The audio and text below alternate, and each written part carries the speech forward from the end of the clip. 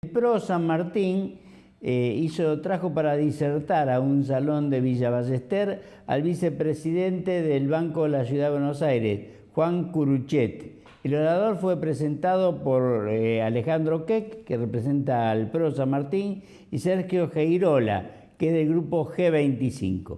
Al término de la disertación, que fue muy interesante, dialogamos precisamente con todas estas personas.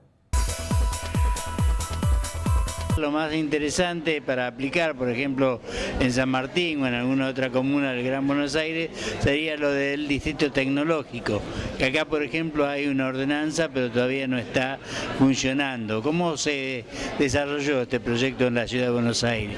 Bueno, se consensuó con todas las fuerzas políticas, salió por ley y delimitó una zona que se quería potenciar, que se veía postergada, como en ese momento era el Parque de los Patricios, y se establecieron exenciones impositivas a las empresas que se radicaran, que no que estuvieran ya, sino que se radicaban de cero, generando empleo en determinados segmentos, en este caso concreto, empresas de perfil de tecnología o de lo que se llama la industria del conocimiento, ¿no? Y que son industrias blancas que no contaminan, o sea, favorece el hábitat. Sí, y que emplea a gente calificada, mucha gente joven, y que genera además muchas veces servicio que Argentina exporta. Argentina exporta de software, así servicios, más que carne hoy, 800 millones de dólares. Así que es muy valioso eso. Y demuestra también la capacidad del argentino para desarrollar este tipo de productos. Sí, que es curioso porque aún en un marco económico que a veces ha sido muy desfavorable, tenés unas cuantas empresas argentinas que se crearon ese mismo escenario desfavorable y se expandieron al mundo generando empleo acá y en otros países o siendo empresas que cotizan hasta en la bolsa de Nueva York, ¿no?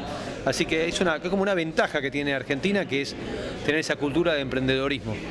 ¿Ustedes han analizado este tema en las reuniones que están teniendo? Porque incluso hubo varias ordenanzas de que modificaron el código de edificación, de que no se sabe muy bien cómo se están aplicando. Sí, nosotros estuvimos trabajando sobre el tema. Obviamente hay muchas buenas intenciones que después no se llevan a la práctica. Yo recuerdo desde generar polos vinculados a lo tecnológico, los polos que ahora se están tratando de desarrollar, los gastronómicos, hacer circuitos de tránsito pesado que también nunca se pusieron en la práctica. Son muchas ideas que hay dando vuelta para mejorar el municipio. Viviendo en San Martín, ¿qué cosas se advierten? Nosotros advertimos que se abandonó la obra pública, que en realidad obras muy importantes, como por ejemplo las que vemos todos los días, las calles están en muy mal estado, el puente de Suárez, muy importante también la obra que se estaba realizando con lo que era el polo industrial allá en la zona ya lindante con San Isidro, y que realmente se ha incorporado mucho personal, no se ha gestionado eficientemente y creo que no hace falta tampoco, como decía Juan, tener mucho más presupuesto ni mucho más personal, porque el presupuesto está, el personal está, simplemente hay que ponerlo a trabajar. Juan, yendo a otro aspecto, como vicepresidente del Banco de la Ciudad de Buenos Aires, ¿se puede trabajar en la cuestión créditos libremente o las especificaciones que surgen del Banco Central de la Nación Argentina imposibilitan en cierta manera? Mira, no es tanto la regulación del Banco Central, el problema es la inflación. Entonces, las tasas de interés subieron mucho y a una empresa, una tasa del 28-32% que es razonable comparado con la inflación, para que la tiene que pagar es mucha plata. Entonces la gente tiene miedo de tomar crédito, tiene miedo de no poder pagarlo, no hay mucho proyecto de inversión lamentablemente, y eso hace que el crédito entonces en los papeles está y en la práctica no lo ves tanto. ¿Tendría que volverse al régimen de un banco central completamente autónomo? Un banco central que su objetivo número uno es preservar el valor del peso. Si los argentinos no respetamos el peso, después no nos sorprendamos que a la gente se le gusta comprar dólares. Empecemos por respetar lo nuestro, y si tenemos un peso que se valoriza en vez de derretirse como el helado en el verano, y entonces todo va a ser más fácil. El salario no se te va a evaporar, el crédito va a ser más barato, porque entonces el banco no va a tener que cubrirse de riesgos así que no conoce, y va a haber entonces una expansión, un dinamismo de la economía que estamos necesitando. Juan desarrolló durante la charla todo lo que fue la acción de gobierno en la ciudad de Buenos Aires.